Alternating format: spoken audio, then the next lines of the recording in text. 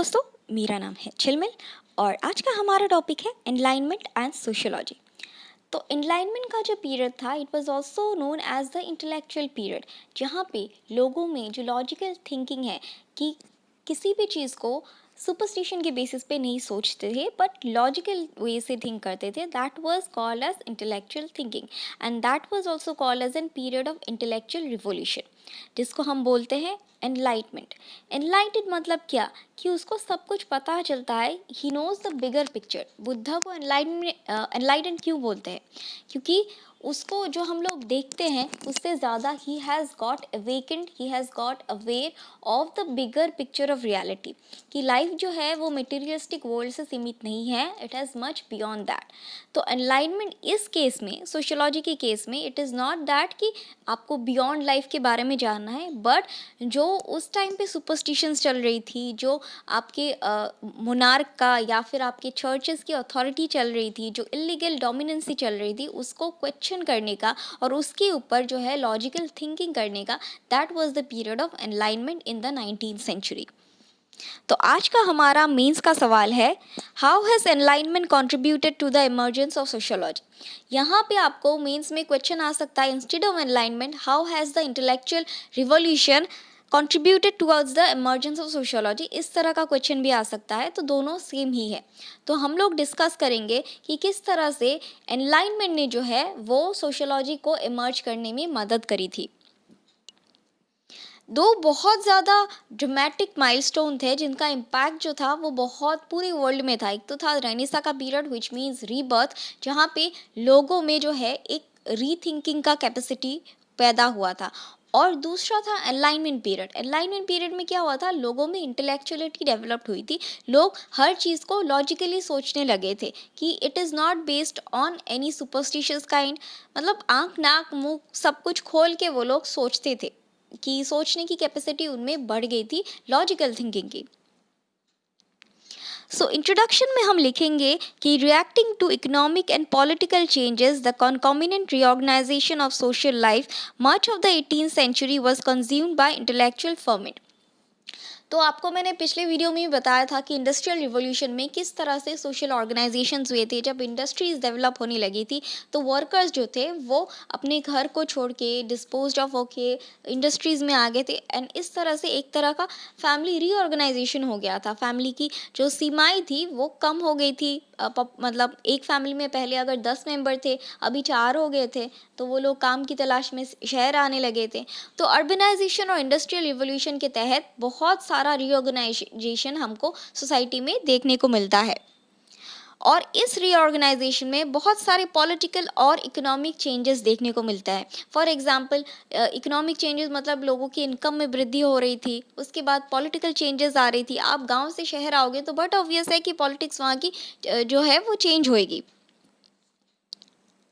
The intellectual revolution of the 18th century is commonly referred to as enlightenment.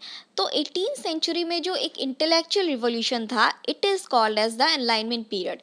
हमने देखा कि in the जो development of sociology था उसमें हमने बहुत सारे रिवोल्यूशंस देखे, बिगिनिंग विथ रेनेसा, उसके बाद industrial revolution, French revolution, commercial revolution, scientific revolution, और अभी जो इंटेलेक्चुअल रिवोल्यूशन की बात हम करेंगे, that is also called as enlightenment revolution. In France, the Enlightenment is often referred to as the age of reason, and it was dominated by a group of scholars known as philosophers. France लोगों का अलग ही था अपना। आपको जब French revolution हम पढ़ाएंगे तो उसमें आपको पता चलेगा कि किस तरह से पहले तो मुनार्क्स की, मतलब 3 फ्यूडल स्टेट्स का राज था, लेकिन उसके बाद कुछ फिलोसोफर्स ने जो है अपनी फिलॉसफीज दी थी, ट्रायोलॉजी दिया था, यूनिटी, लिबर्टी एंड फ्रेटर्निटी का। तो उसके बाद उनसे इंस्पायर होके, उन स्कॉलर्स से, उन फिलोसोफर से इंस्पायर होके जो नॉर्मल जनता थी, उन्होंने बोला नहीं, अब तो हम नहीं सहेंगे, वी वांट आवर डेमोक्रेसी। तो इस तरह से फ्रेंच रिवॉल्यूशन भी बहुत ही एक रिवोल्यूशनरी लैंडमार्क था, जिसका इम्पैक्ट उस टाइम पे हमारे इंडिया में भी कहीं ना कहीं हुआ था। हमारे इंडिया में भी रेनेसा यानी कि जो आवाज़ उठाने की कैपेसिटी थी वो इंडिया में भी आई थी। तो अब फ्रांस की बात तो हम लोग नहीं करते स्पेसिफिकली, उसमें हम फ्रेंच रिवॉल्यूशन जब पढ़ेंगे तब वो स्पेसिफिकली डिस्कस करेंगे। अब हम देखेंगे कि एनलाइनमेंट कैसे हुआ था यूरोप में, कहाँ से शुरुआत हुई थी। The term enlightenment is used in an academic and technical sense to indicate the intellectual movement in 18th century Western and Central Europe. तो वेस्टर्न एंड सेंट्रल यूरोप में जो इंटेलेक्चुअल मूवमेंट हुआ था दैट इज़ बेसिकली एनलाइनमेंट। ये तो definition है, इसको याद कर लीजिएगा, रट लीजिएगा, whatever you want to do, कि जो 18th सेंचुरी में वेस्टर्न एंड सेंट्रल यूरोप में एक इंटेलेक्चुअल मूवमेंट हुआ था that is basically called as enlightenment movement. Its historical significance lay in breaking the shackles of idea imposed by tradition or authority, whether of state or church. तो यहाँ पे जो एनलाइनमेंट है इसका सिग्निफिकेंस, इसका कॉर्नर स्टोन फाउंडेशन हम जो कहते हैं वो क्या था, कि पहले क्या था कि जो अथॉरिटी था, चाहे वो स्टेट हो या चर्च हो या गवर्नमेंट हो, कोई भी अथॉरिटी अगर कोई रूल बना देता था, फॉर एग्जांपल अगर चर्च वाले बोला जाता था कि जो लोअर कास्ट के लोग हैं या फिर जो एकदम लोअर लोग मतलब कास्ट के हो या फिर एकदम लोअर डिस्क्रिमिनेटरी हो, तो उनको चर्च में अलाउड नहीं किया जाता था। तो अब इनलाइनमेंट पीरियड में क्वेश्चंस पूछने लग गए कि हम भगवान के घर में क्यों नहीं जा सकते, रीज़न बताओ, भगवान ऐसे थोड़ी कर सकते हैं। तो सेम थिंग हमारे इंडिया में अगर इंटेलेक्चुअल्स की बात करें तो ये जो बलि प्रथा होती है इसमें क्वेश्चन पूछा जा सकता है। इसमें आप एग्जांपल दे सकते हो कि क्यों ये रूल बनाया गया है कि भगवान को बलि चढ़ाया जाता है, that in spite of the fact this सबको जो है भगवान ही क्रिएट करते हैं, भगवान अल्लाह वट एवर इट इज़, तो द सुप्रीम अथॉरिटी जो है वही क्रिएट करता है, तो फिर क्यों चढ़ाया जाता है। तो ये एग्जाम्पल आप लिख सकते हो अगर इंडियन कॉन्टेक्स्ट में बोला जाए तो। लेकिन यहाँ पे हम बात कर रहे हैं यूरोपियन कॉन्टेक्स्ट में कि यूरोपियन कॉन्टेक्स्ट में एनलाइटमेंट का फाउंडेशन किस तरह से हुआ था। The essence of enlightenment lay in its challenge to absolutism, the questioning of authority through a new concept of truth. यहाँ पे जो है अगर चर्च या स्टेट कोई भी जो अनएथिकल लॉज जो है वो अगर इम्पोज कर देते थे, फॉर एग्जांपल बोल देते थे कि ये लोग जो है वो चर्च में घुस नहीं सकते, तो एनलाइनमेंट पीरियड के में जो है वो ये एब्सोल्यूटिज्म को क्वेश्चन करते थे, चैलेंज करते थे कि हम क्यों नहीं जा सकते हैं, रीज़न बताओ, क्या नहीं, कहाँ लिखा हुआ है, कौन सी बाइबल में कहाँ लिखा हुआ है कि हम नहीं जा सकते। तो एनलाइनमेंट पीरियड के दौरान जो है वो पहले जो मोनोटोनस था उस मोनोटोनी को ख़त्म कर दिया जाता था। In the course of enlightenment, reason supplanted authority as the accepted method of arriving the truth.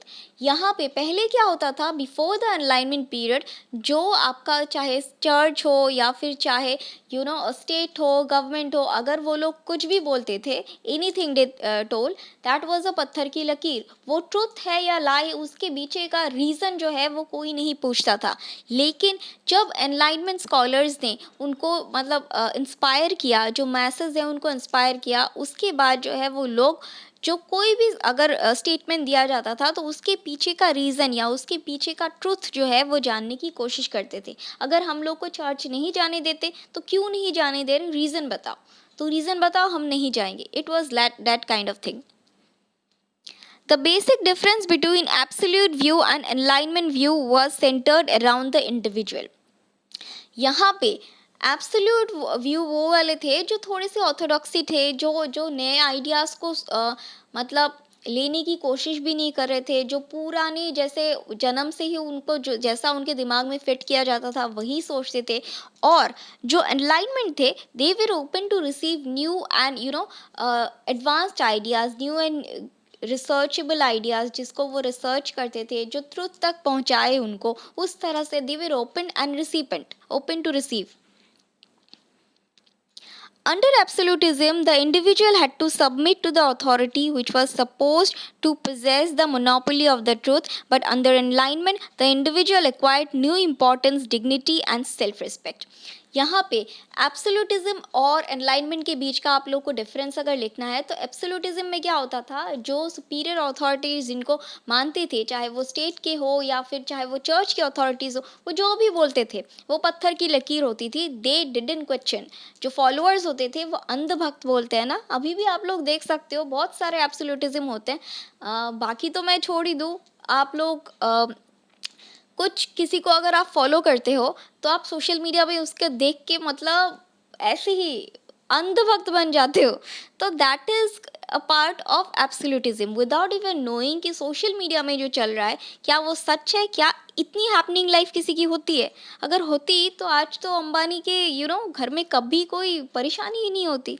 But ऐसा नहीं है, हर किसी के लाइफ पे कोई ना कोई प्रॉब्लम्स होती है, लेकिन सोशल मीडिया पे इतना नहीं दिखाया जाता। सोशल मीडिया पे जो ग्लैमरस लाइफ दिखाया जाता है दैट इज जस्ट ऊपर ऊपर की life, that is called a part of absolutism. जैसा हम लोग यहाँ पे एब्सोल्यूटिज्म की बात करें, लेकिन एनलाइटमेंट में जो है, एनलाइटमेंट में हम लोग क्या करते थे कि हम लोग मतलब वो लोग रीज़न करते थे कि अगर कोई स्टेटमेंट बोला गया है तो उसके पीछे का सच क्या है, what is the reason behind that. Social media का ही एग्जांपल लेते हैं, आपका कोई आइडल है या इंस्पिरेशन है, तो वो रोज़ सोशल मीडिया पे ग्लैमरस फोटोज़, आज इधर आज उधर मर्सिडीज़ ये वो मैं फ़ोटो डाल रही हूँ, तो यू गाइज आर थिंकिंग कि उनकी लाइफ तो कितनी हैपनिंग है, हम लोग ही घर पे बैठे हुए हैं।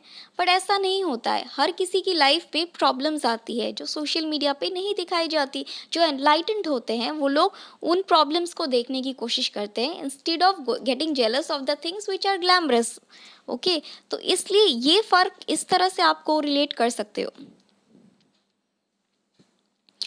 Enlightenment stood for the classic trilogy liberty, equality, and fraternity, and as such represented the fight against oppression imposed by the old social hierarchy that has been developed and vested interest in keeping people ignorant and superstition. Enlightenment के दौरान ही ये जो trilogy था liberty, equality and fraternity, ये आया था जिसके तहत लोगों में sense of liberty, liberty to live, equality की कोई डिस्क्रिमिनेशन ना हो, एंड फ्रेटर्निटी, इससे मतलब ये जो है वो डेवलप हुआ था।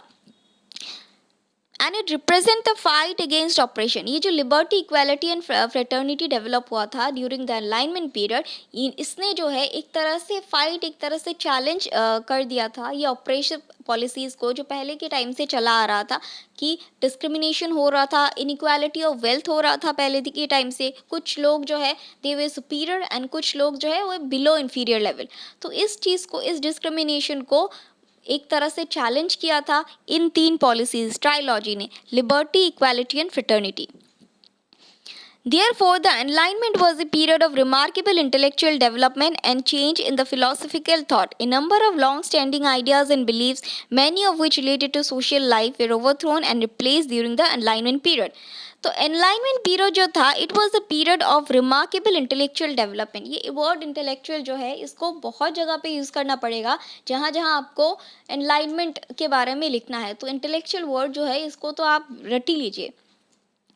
तो द एनलाइनमेंट पीरियड जो था it was a period of remarkable intellectual development and change in the philosophical thought.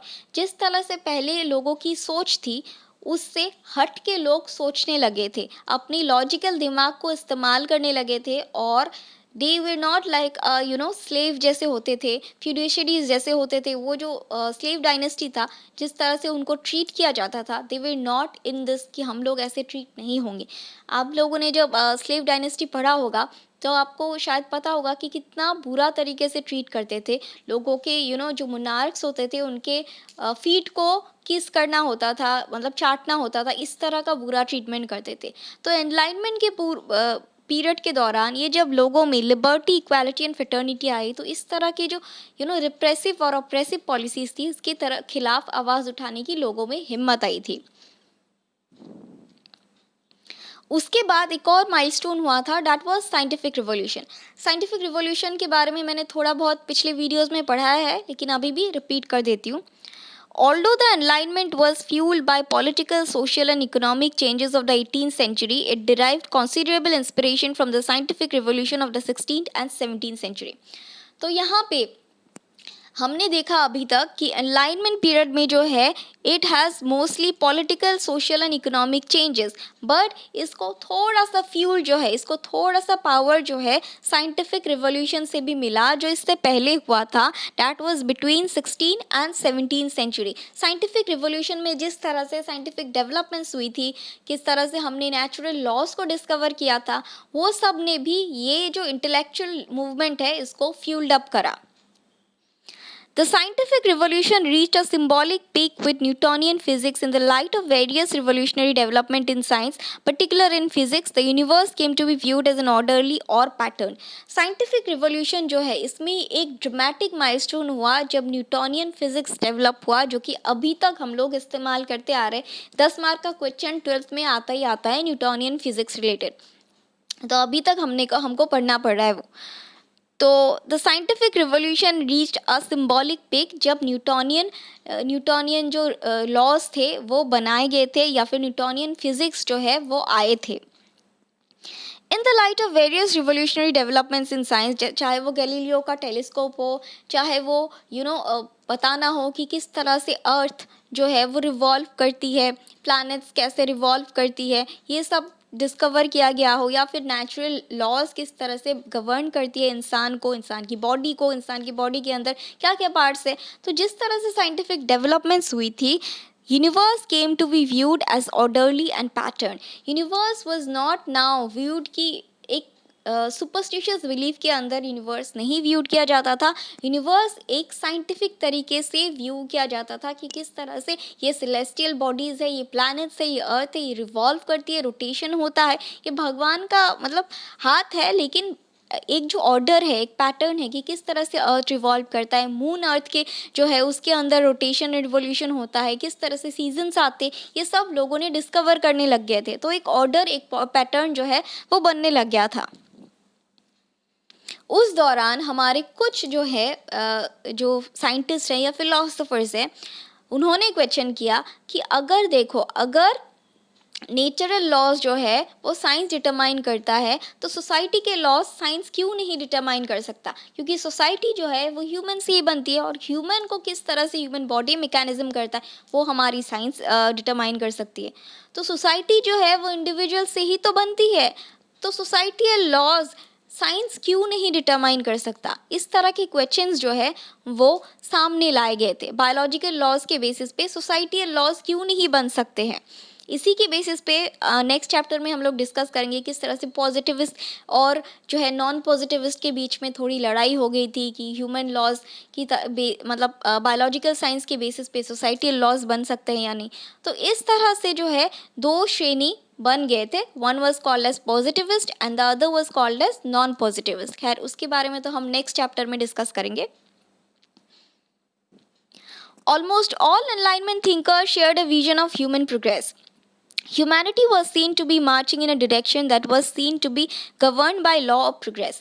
तो चाहे पॉजिटिविस्ट हो चाहे नॉन पॉजिटिविस्ट हो, सारे एनलाइनमेंट थिंकर्स जो था उनका एक ही उद्देश्य था, दैट वाज ह्यूमन प्रोग्रेस। ये लाइन आप लिख सकते हो कि ह्यूमन प्रोग्रेस ही एनलाइनमेंट थिंकर्स का अल्टीमेट गोल था, कि किस तरह से हम लोग स्टैग्नेंट ना रहें और मूविंग रहे और प्रोग्रेस की ओर जाए ह्यूमैनिटी को। With the emphasis on empirical observation and application of reason, it significantly changed the social outlook of man and brought about social modernization. यहाँ पे scientific technologies के ज़रिए या फिर empirical observations, मतलब जो चीज़ें आप एनालाइज करके निकाल सकते हो। ऑब्जर्वेशन मतलब जैसे हम लोग एक्सपेरिमेंट करते हैं और उसमें एम्पेरिकल डेटाज जो है वो डालते हैं, ठीक उसी तरह से अगर कोई प्रोसेस हो रहा है तो उसमें हमको क्या एम्पेरिकल डेटाज मिलते हैं, किस तरह के एम्पेरिकल रीजंस की वजह से मिलता है, वो उन ऑब्जर्वेशंस के बेसिस पे और उन एप्लीकेशन मतलब उसको एप्लीकेट करके जो है सोशल आउटलुक को एक अलग ही रूप देने का एनलाइनमेंट थिंकर्स ने सोचा था, और जिससे कि ह्यूमैनिटी जो है, ह्यूमन रेस जो है वो और ज़्यादा प्रोग्रेस की ओर चला जाए। तो अब आते हैं हम लोग अपनी कंक्लूजन पे कि thus the Enlightenment scholars saw this development as a sign of progress, and the Enlightenment period was marked by new optimism or hope about man's capacity to usher a happier social order.